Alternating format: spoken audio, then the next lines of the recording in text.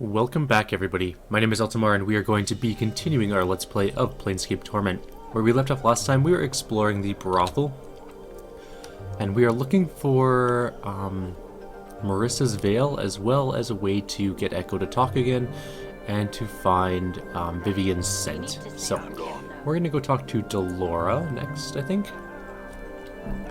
This dark-haired, pale-skinned woman has a cultured, refined look about her. As she turns to you, you note that her eyes, which you had previously thought to be gray, are the color of brushed steel. Greetings.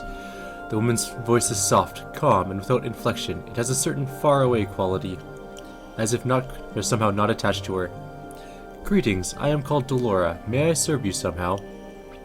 I'm gonna say, in what ways can you serve me, Delora? She blinks her eyes and then touches her hand to her heart, bowing her head slightly. I am able to debate any scholarly or academic matter quite proficiently, if that is your wish. I am also well versed in various games of strategy, should you wish to play something, though I have the materials for a few such games here. I'll be back in 2 seconds, guys. I just gotta take a phone call. And I'm back, sorry about that. I was gonna say... debate, you say? Delora nods. That is correct. I am neither a tome nor a tutor. I have no desire to educate my patrons, should you have a matter to discuss.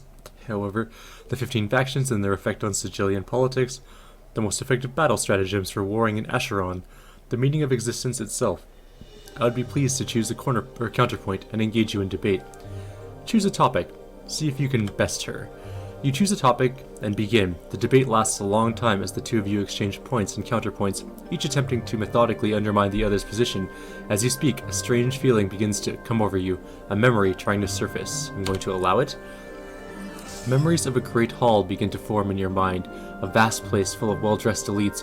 A formal ball was taking place. Before you was a small, impeccably dressed fellow who wore a gold medallion. It was emblazoned with a symbol that you dimly recall as the sign of one. The two of you stood in a circle of onlookers who gathered to listen to your debate. Going to continue the memory? But that's impossible, the man was saying, looking perplexed. Oh, but it is, you recall yourself replying. I've made several inarguable points and given you a number of examples. You simply don't exist. But you can't. Were I to accept that, Yes, you'd cease to exist. And without a flash of light, or puff of smoke, with no fanfare of any sort, the man was simply gone. Continue the memory. The onlookers oohed and awed, some clapped. You remember giving a flourish bow and walking away, a small satisfied smile upon your lips. You suddenly realize that Delora is watching you closely. Are you feeling well? We might finish our discussion at another time, should you like. No, let's continue.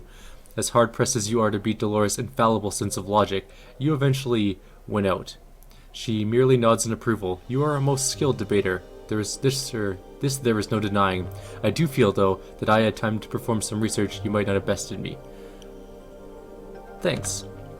Delora nods. If you would like, we can debate once more upon the same topic. I could argue your position this time, should you desire it. Wait, are you always so ruthless in a debate? Delora nods. Mistress Grace instructed me to show no mercy for another of her students. Always allows a patron to win after a lengthy debate. It was Mistress Grace's desire that I provide a different sort of experience for the clientele. Let's play a game now. Is there anything in particular we wish to play? No, I really don't remember any games. Here then, allow me to show you one. Delora brings out a thin lacquered box which unfolds into a small board marked with a grid.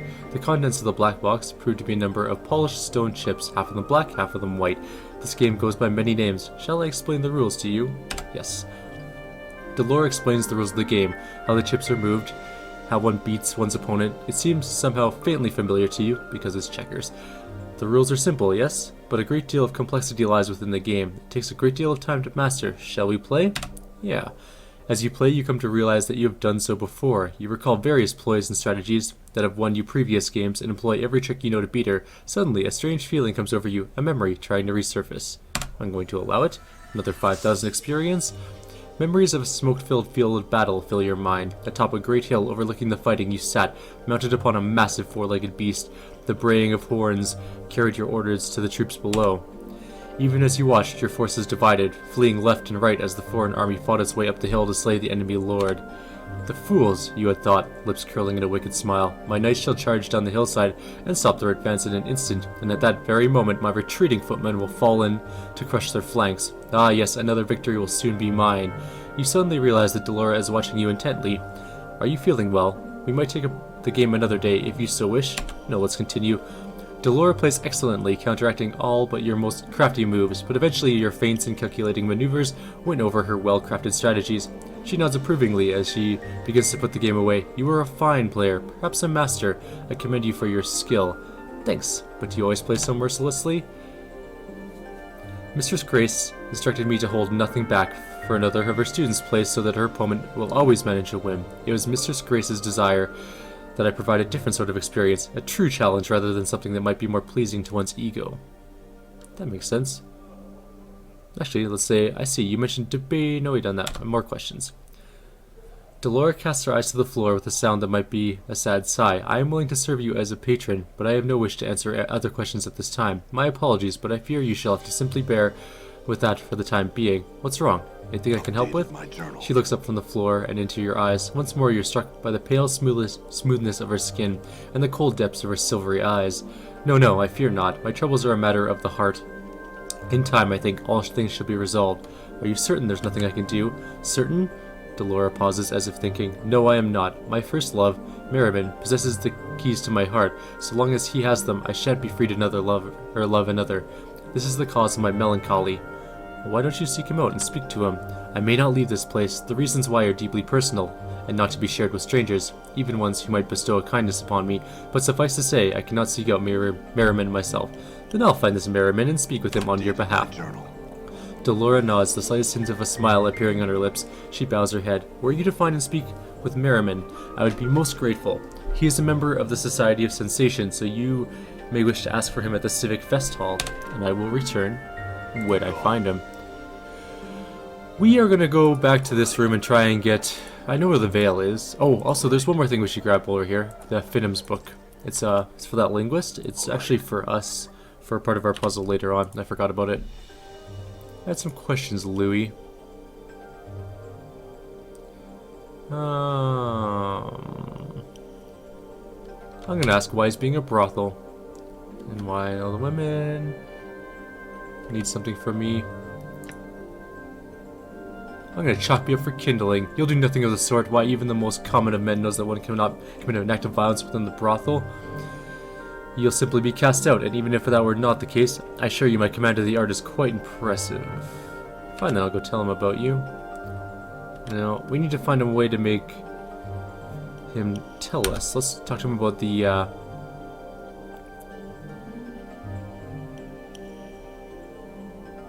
scent. So he doesn't know about the scent, unfortunately. We already read these. He doesn't quite want to tell us about it yet, which is fine. Let's go talk to some of the other people again and see if we can figure out exactly what's going on. Have you had any luck finding my scent? No, not yet. Endure. In enduring Juliet wanted us to talk to Romeo. Or not Romeo. Get letters for her lover, which is fine. Is this Echo? No, this is Nenny. Let's talk to Nenny again. Where'd she go?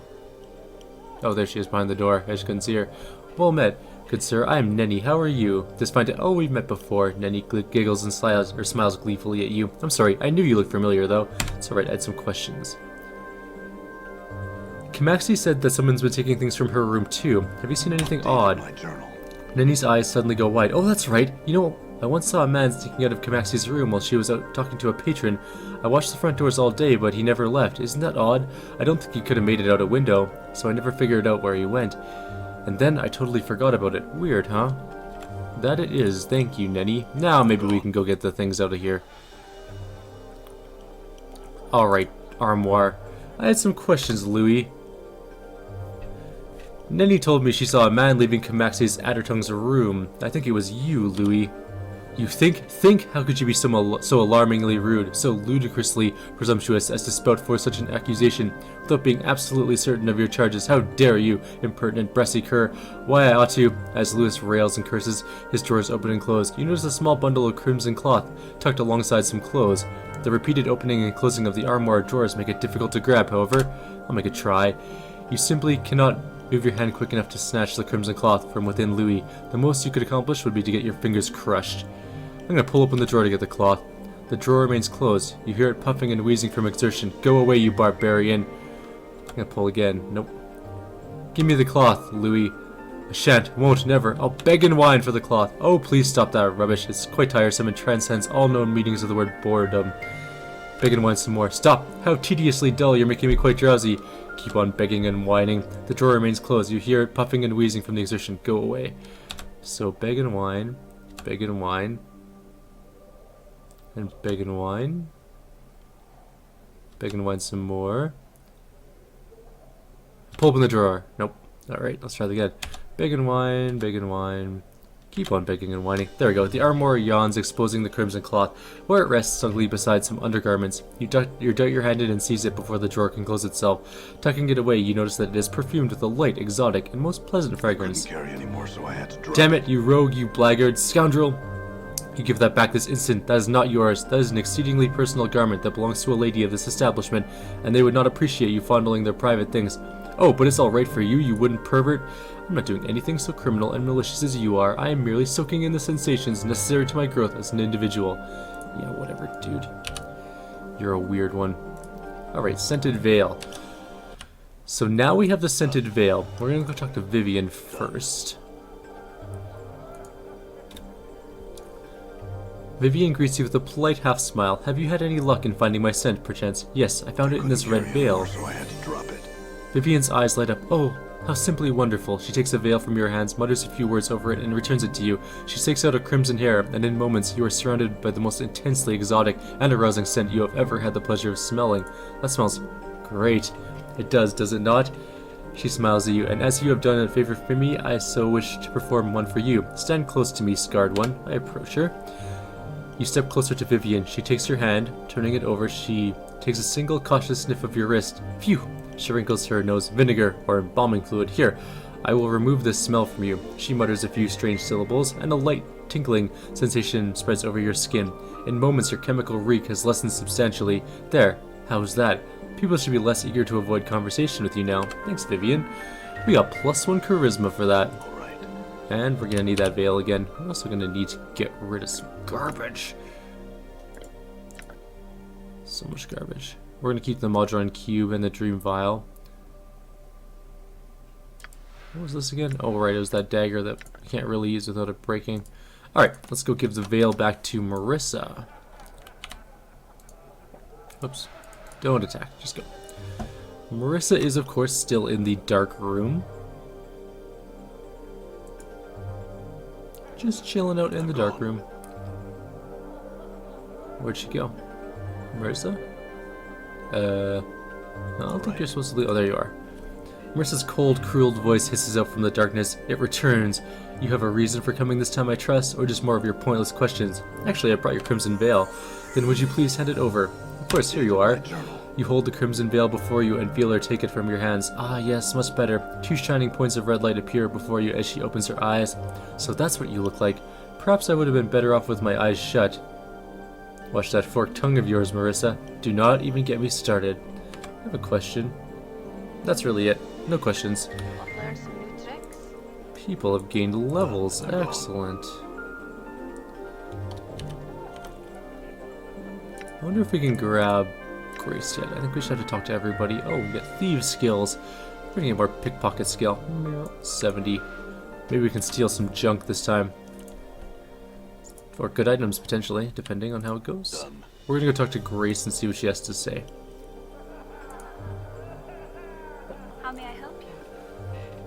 I had some questions I wanted to ask you.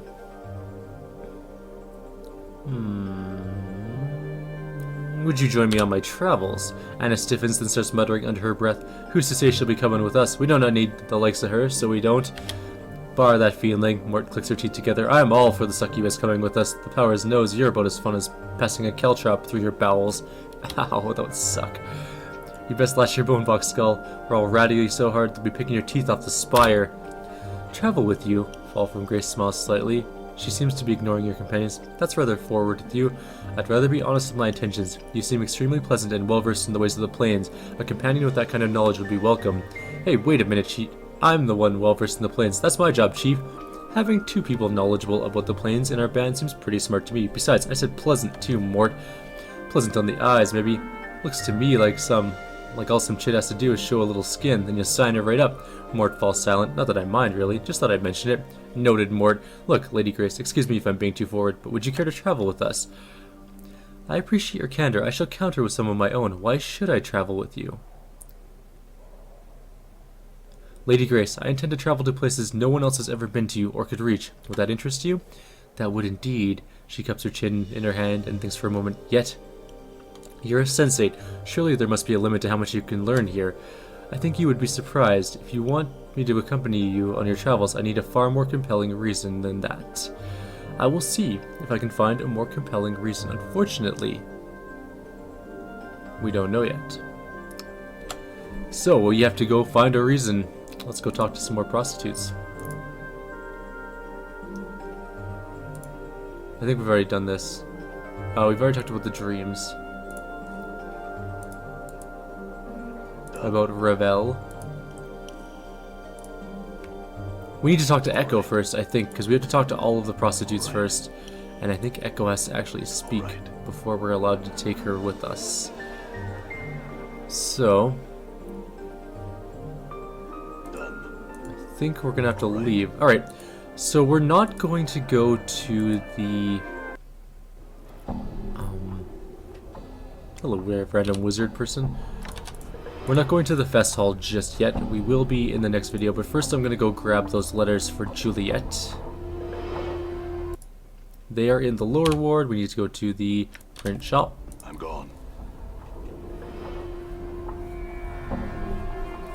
I wonder how far we are away from a level. Well, we're a long way from a level. Mort is a fair amount.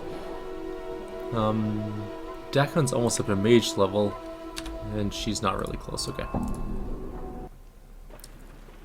Alright, rude person, give me the letter.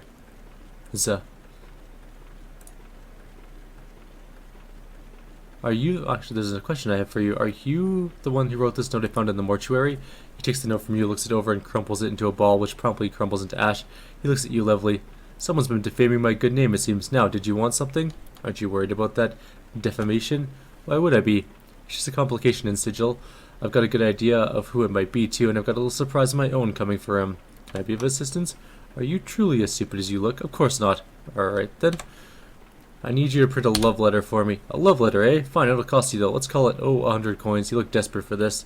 How about a discount? Fine. 75 coins. Take it or leave it. I'll take it. He takes your money, thinks for a moment, then selects a perfumed sheet of paper from a drawer on the desk. He scribbles a few various love-struck notes on it in a flowery, elegant script. This will do, I'm sure. It will. Thanks. Douchebag. Sorry, I don't like him. He's kind of an a-hole. Very arrogant.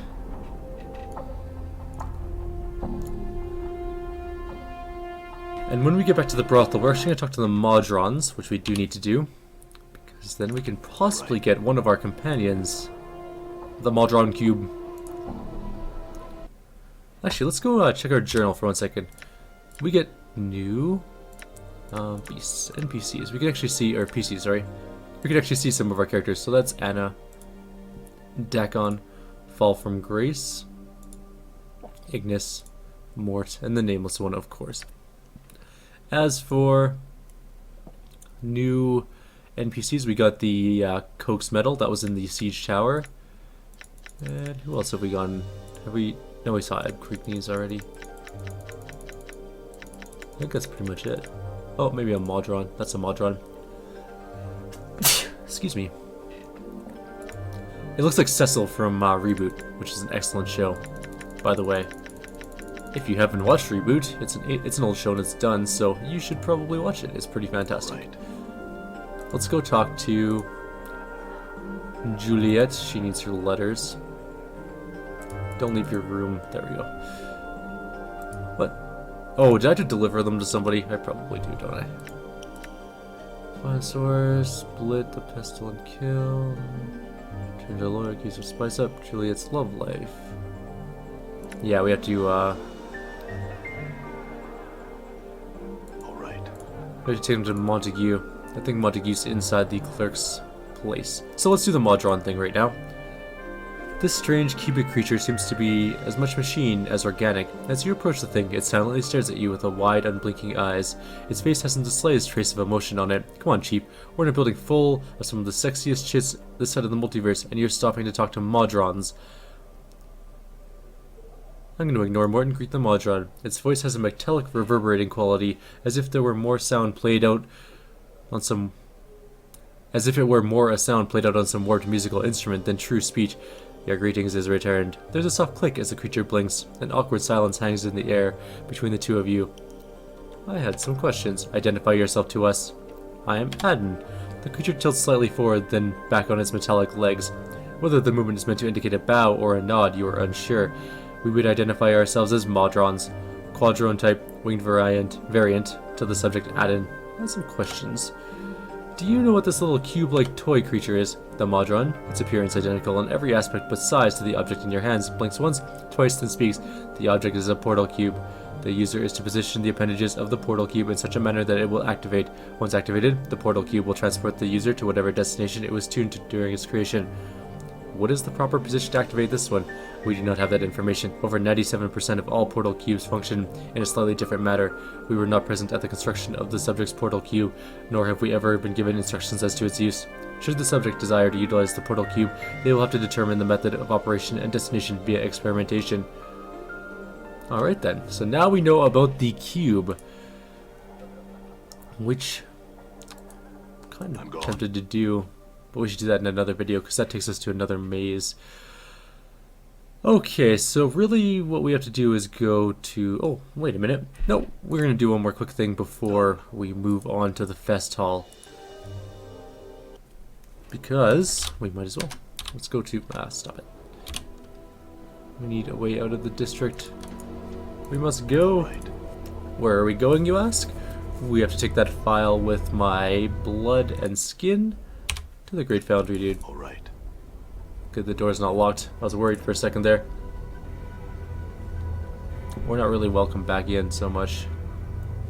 We kind of disgraced their order by joining the Dustmen, which was a waste because the Dustmen suck. They have no good items. I'm a little bit disappointed, actually. Alright. That's okay. We'll join the Mercy Killers or something eventually. They're a cool faction. Let's go talk to you. We need to give you some blood and vial of stuff and stuff.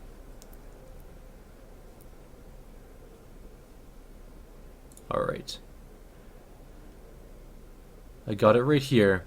Take it. Show me my dreams. The machine requires a birdcage adorned with razors, finely wrought to mimic the destructive power of dreams and their ability to capture our hearts and imaginations. Search in the siege tower for the cage I have commissioned. A cage with razors. I'll be back. Alright, we're gonna go do that too in this video because we have a little bit of time to kill. We're only at 20 minutes, so... I'm gone.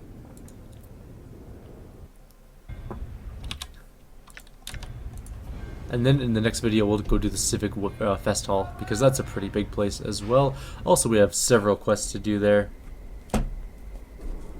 Let's go see the siege tower. We need the bird cage, and then we'll see what happens, I guess.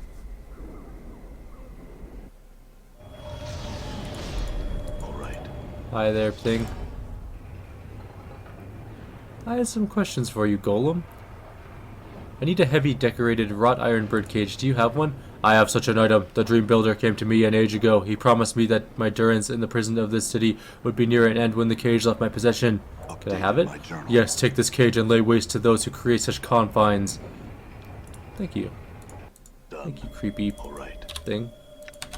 I'm gone.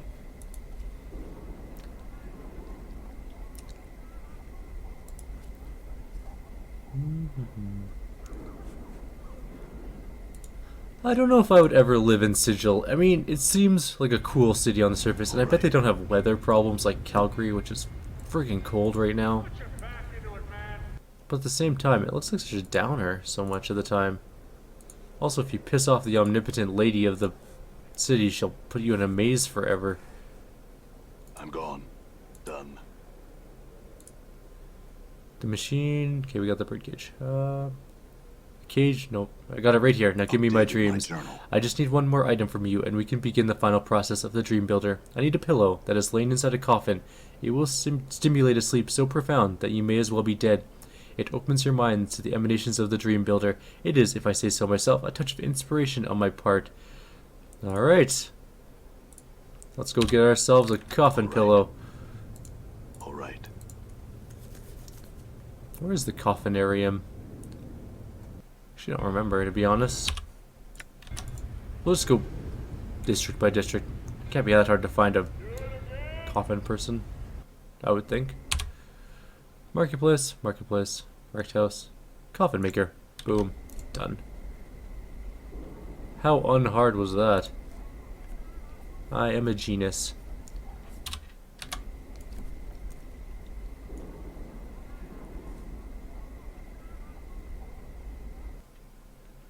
Oh, creepy. You see a rugged-looking, square-jawed man. He turns to you with a wide smile. How are you, Cutter? Good day to you. Good day indeed. He squints at you for a second, then juts his hand out to shake yours. I'll shake his hand. Hemriss at your service, member of the Harmonium and the fashioner of fine coffins for the recently departed. I think I know you, do I not? Let me see if I can place it. He pauses for a moment. Sharp with names I was in the Harmonium, let me tell you. Knew everyone in the entire ward. My name is Adden. He snaps his fingers. Of course, Adden. I knew I recognized you. Anyway, you require my services? He studies you, then smiles, seeing the opportunity for a joke at your expense. Seems to me, sir, that you are one in desperate need of a coffin, and soon. He seems pleased with his wit. I have some questions. I need to buy a coffin pillow. Ah! You are here to purchase, then. I assure you what I do is a labor of love. The real value of my profession is in building of the coffin, in doing it and doing it well. It is an act of perfectly ordered creation. Every piece must fit just so for the betterment of the whole. It is much like a metaphor for the Harmonium philosophy. We create order and its beauty. I just need the pillow. I need 50 coppers for the basic boards used in construction, though the expense doesn't cover the time. Usually it's either whitewashed or painted some color of the person's choosing. The boards themselves are usually a 1/16 handspin thick, maybe even thicker depending on the nature of the corpse, whether it's a human being buried or not, or whether they're worried that the person might get back up again. He laughs. I just need a pillow. He nods at you again. Some prefer Bitopian pine, which is fine and traditional, but I prefer the heavy arborean oak materials simply because they have a good weight about them. Even the 20th inch of the oak is stronger than a 16th of the handspan of pine. He pauses for a moment. I said I just need a pillow. He nods at you. From there, I might need about a score multiplied by a score of steel wood screws gauged about 8 by 1¼ inch or so. Lots of shops around here carry them. Not a big deal to acquire them. I'll also need some sort of metal pins for securing the inner lining. Best to pick them up from with the bunch. Then here there's the matter of the battens, and corner blocks, depending on how you wish to do it. Are you listening to me? I said I just need a pillow. He places his hand on his chin, and although I usually let the natural wood speak the color of the coffin itself, sometimes the person commissioning it wants that painted special or engraved. I don't usually do the finer work for that, though I am skilled, but contract it out. He pauses for a breath, and the handles alone are another matter entirely. He nods knowingly. What about the handles? The big thing handles, everything about handles, depends on how the coffin is to be carried. You got skilled men carrying the coffin at shoulder height. You don't even need to worry about the handles. Professional pallbearers never use them, see? If you got your family and friends carrying the coffin, then the handles are necessary. You'll need some ropes or even metal handles. He gives you a satisfied look. That's fine and all, but I came here for a pillow. Do you have any? Let me give you an example. I think one of the most beautiful coffin I've ever seen was this one of clear pine. I don't know where they managed to get it, whether from a place in Bitopia or elsewhere. Anyway, it was pegged together carefully and trimmed with this beautiful run of redwood. The effect was somewhat ruined by the crude amounts of thick hemp rope that surrounded the affair. Surely something was needed for the pallbearers to hold on to, but to ruin the entire beauty of the coffin with such a badly woven rope. Hemriss shakes his head. I'm sure this is fascinating and all, but I just want a pillow. Then there's the matter of measurements. They can be tricky, and I try to do it myself, since occasionally a client will neglect to inform me as to the race of the deceased, or forget something like the hip width. Very important indeed.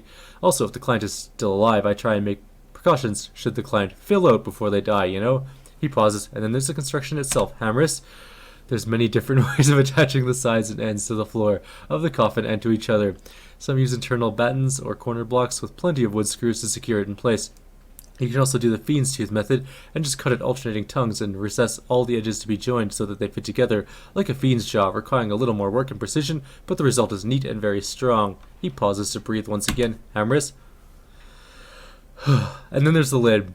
The lid's going to need a rim or lip around its edge made from a strip of wood, pinned to the box or carved around the edge itself. Once you have some pilot holes drilled into the main box, then drill in the screws in the top of the lid and maybe half a hand span apart. You get the impression that he's not going to stop talking now that he's on a roll. If you don't shut up and give me a pillow, I'm going to hit you hard. You think you finally got his attention. He frowns at you with a confused look on his face. Pardon? I said he needed a coffin. Pillow, that's all. Just a pillow. Do you have any? He looks relieved and smiles. A pillow. Ah, I thought you might need the entire coffin. He puts his hand on his chin again. I'm so sorry, but I'm not stuck on pillows right now. I don't know when I'll have them again. What with the warehouse being closed and all? The warehouse. Yes, the warehouse, where I store my goods, is having internal problems of some sort. New management or some nonsense. I haven't been able to replenish my stock of late. The Harmonium would never let things get so out of hand as to cause distress to its customers. He fades away as he thinks, and then looks at you. Perhaps you would look into the matter for me. I guess I don't have a choice if I want a pillow. I'll do it. My journal. Excellent. If you deal with this issue satisfactorily, you may have your pillow for free. He gets that lecture look on his face again. That may not seem like sufficient payment, but let me tell you about the construction of the pillows. No thank you, I'll get started on this right away. Farewell. All right. That man knows his coffins and loves his work like a lot. We're going up to the warehouse.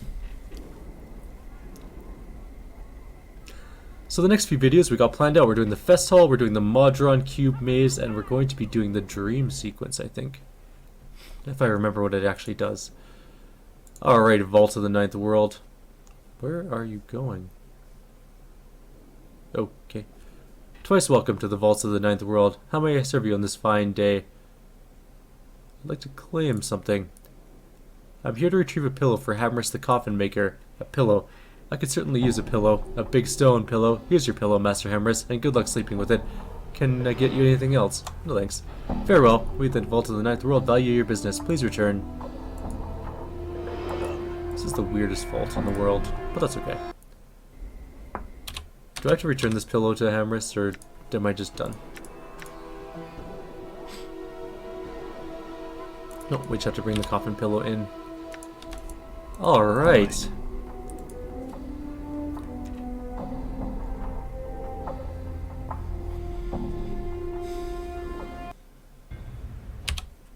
I'm gone. Let's go see what's going on in here. I want to see what my dreams are all about. My dreams.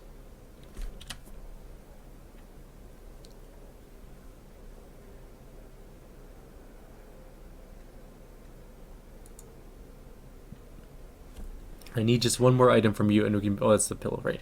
I have the pillow for you. Let's get on with it. My journal. Anytime you're ready for the dream key, Scarred Man, give the word and I will pass it to you.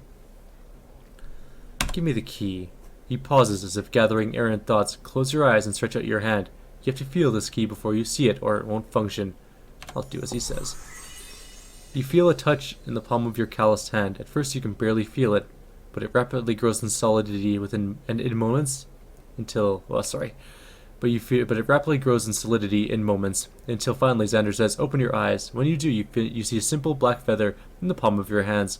"My work is finished," says Xander. "Use that key on the leftmost door of the foundry, and the Dream Builder will open to you. I must go now. I have work to attend to." Updated thanks. my journal. Alright, we're going to end the video here. I'm gone.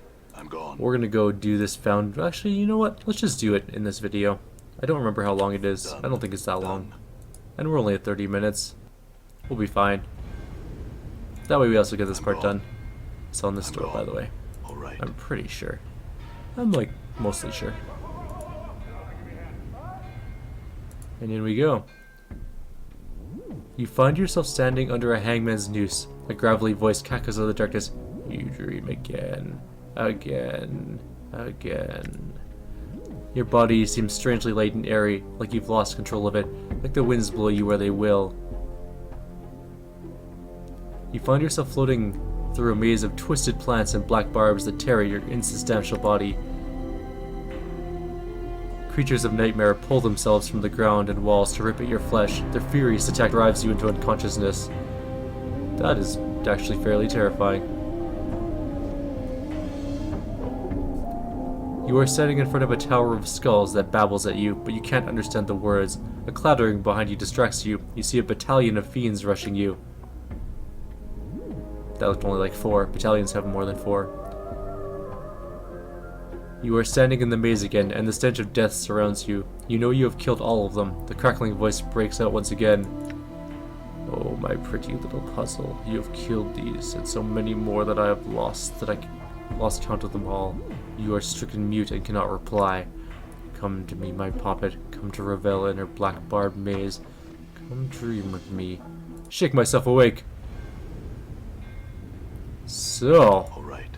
those are our dreams. Oh, we have to pick up our people. Anna, come back with us. Need my help yet? It was known to me your path is mine. Let's go, everybody. Chief, finally realized you needed me, huh? So, that was what we had to do for that quest. It was pretty cool. I'm glad we didn't make a whole video for that, because that would have been brief. We got a whole bunch of experience, I believe. Let's take a quick look. 16,000. No, that's... Oopsies. I didn't actually mean to do that. I think we got some experience for doing that all. No, it just tells us some stuff about the story. Cool. So we finished our dreams. We dreamed of Ravel's maze, and we dreamed of a pillar of skulls. Very interesting. For those of you who have played this game, you know exactly what they are, but for those of you who have not, no spoilers, but they are cool. They are so cool. So that's going to be the end of the video. We're going to go do the Fest Hall in the next video. It is a fairly substantial area with a lot of talking. So I'm going to gather up some water and have some breakfast before we go do that. Like always, if you guys have any suggestions or comments, please leave them below. Otherwise, I'll see you guys in the next video.